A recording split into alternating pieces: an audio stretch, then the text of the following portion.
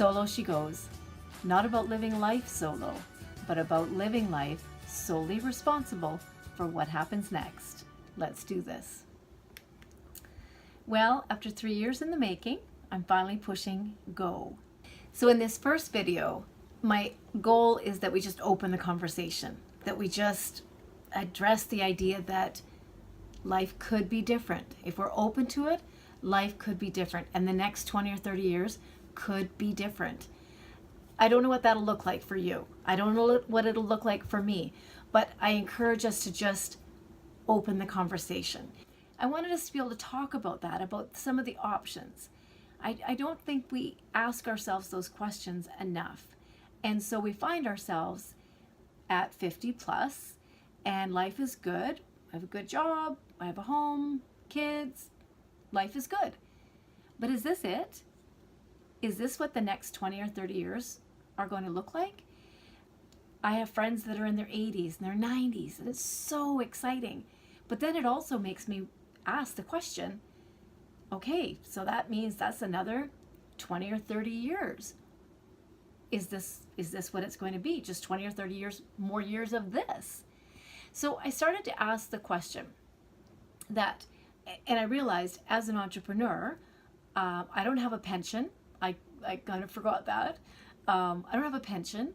I have a home, but nobody was ever going to come and say, okay, you've reached that 80-20 rule, you get to stop and you can go now.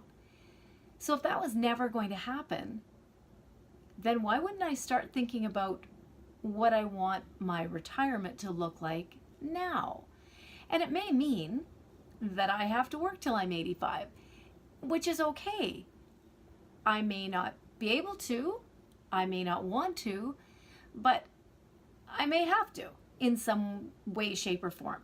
So my goal was to open up a conversation of what could the next 20 or 30 years look like?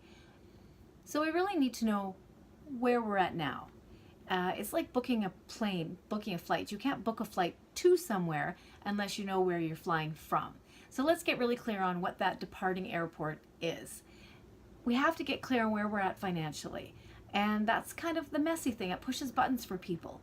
But we have to. In order to move forward, we have to know where we are now. That's the biggest objection when I talk to people about what's possible for that next 10 or 20 years. They go, yeah, but I don't have a pension. Yeah, but I can't afford it. Yeah, but I only make X. Well, spoiler alert, I don't have a pension. I don't have any big nest egg or trust fund to live on. So I gotta figure this out, and together we can figure it out. But the first thing is knowing where we are now. So we need to drill down, we need to get it all out on paper and really be clear on where we are now so that we can start looking at what opportunities and what options are in front of us. One of the first things is our stuff.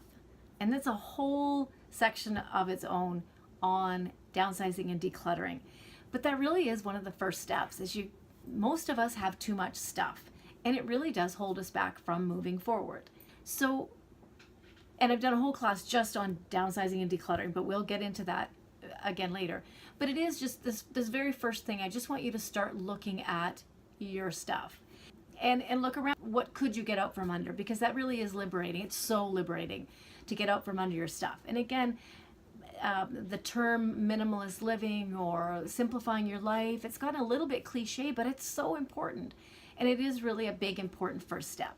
Life will open all kinds of opportunities for you when you're a little more nimble, when you're able to adapt and move a little more quickly. And oftentimes we just have too much stuff that stops us from being able to move as quickly as we might like, to be able to seize opportunities when they present themselves. So that's the first thing that I want you to do, is just really look at your stuff. We're going to talk in the next video about that attachment to stuff.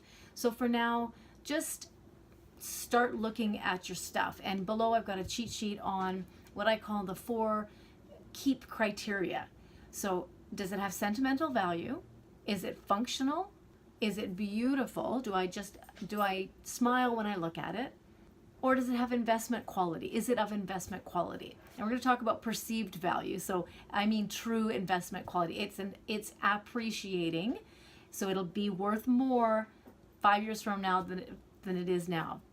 And so that's always a tricky one. We're going to talk about perceived value as well. So for now, you're going to look at, I encourage you to look at the 4 keep criteria. Just start looking at your stuff. We'll dive deeper in another video, but just start looking at your stuff and ask yourself just randomly, does it fit any of those 4 criteria? And could you pass it along? And the other thing is we want to look at your finances. We've got to get really clear on where you're at financially. So just as a little teaser of some of the things that are available when we look at the opportunities for retirement, we look at the opportunities for semi-retirement.